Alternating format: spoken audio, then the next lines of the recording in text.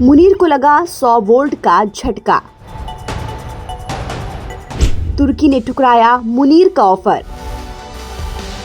अधर में लटकी सऊदी पाक डिफेंस डील। इस्लामिक नाटो का सपना भी चकनाचूर। मुस्लिम देशों के एक बड़े सैन्य गठबंधन की परिकल्पना कर रहे पाकिस्तान के प्रधानमंत्री शहबाज शरीफ और सेना प्रमुख जनरल असीम मुनीर को बड़ा झटका लगा है। दरअसल पाकिस्तान बीते कुछ सालों से मुस्लिम देशों के एक ऐसे सैन्य और रणनीतिक गठबंधन की वकालत कर रहा है जो पश्चिमी देशों के नाटो की तर्ज पर काम करे। इसके पीछे पाकिस्तान की मंशा ये थी कि मुस्लिम दुनिया एक साझा सुरक्षा ढांचे के साथ एकजुट हो और वैश्विक रणनीति में एक मजबूत शक्ति के रूप में उभरे। इसकी कार्यप्रणाली नाटो जैसी होती, यानी किसी एक सदस्य देश पर हमला सभी पर हमला माना जाता। सितंबर 2025 में सऊदी अरब और पाकिस्तान के बीच हुए रक्षा समझौते को लेकर ये अटकलें लगाई जा रही थीं कि पाकिस्तान का करीबी दोस्त तुर्की भी इस पहल का हिस्सा बन सकता है। लेकिन तुर्की ने असीम मुनीर के अरमानों पर पानी फेर दिया है।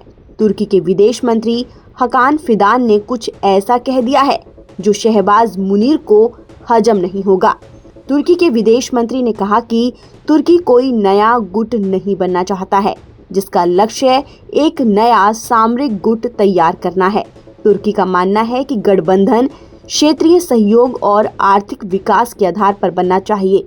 उनका कहना है कि क्षेत्रीय देशों को अपनी सुरक्षा का जिम्मा बाहरी देशों के हाथों में नहीं सौंपना चाहिए।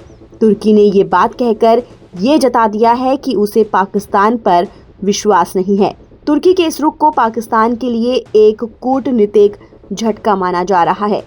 वहीं सऊदी सेना से जुड़े एक करीबी सूत्र ने भी पाकिस्तान और सऊदी के बीच हुई रक्षा डील में तुर्की के शामिल होने की अटकलों पर विराम लगा दिया है। सऊदी अरब के करीबी सूत्र ने बताया कि तुर्की सऊदी अरब और पाकिस्तान के बीच हुए रक्षा समझौते में शामिल नहीं होगा। ये पाकिस्तान के साथ एक द्विपक्षीय समझौता है और ये द्विपक्षीय समझौता ही रहेगा। इससे ये साफ हो गया है कि पाकिस्तान जिस त्रिपक्षीय सैन्य सहयोग की उम्मीद कर रहा था वो फिलहाल हकीकत में बदलता नहीं दिख रहा है। आपको बता दें कि पिछले साल दोहा में हमास के नेताओं को निशाना बनाकर किए गए इजरायली हवाई हमलों के बाद खाड़ी देशों में सुरक्षा चिंता बढ़ गई थी। इसके अलावा ईरान ने कतर में एक अमेरिकी बेस पर मिसाइल हमला किया था, जिसके बाद ये माना जा रहा था कि मुस्लिम देश एक मजबूत सैन्य गठबंधन बनाने की दिशा में आगे बढ़ सकते हैं। और फिर पाकिस्तान और सऊदी अरब ने पिछले साल सितंबर में ऐतिहासिक रक्षा समझौते पर हस्ताक्षर किया। लेकिन तुर्की के ताज़ा रुख ने शहबाज मुनीर के मुस्लिम देशों की एकजुट सैन्य ताकत के सपने को चकनाचूर कर दिया।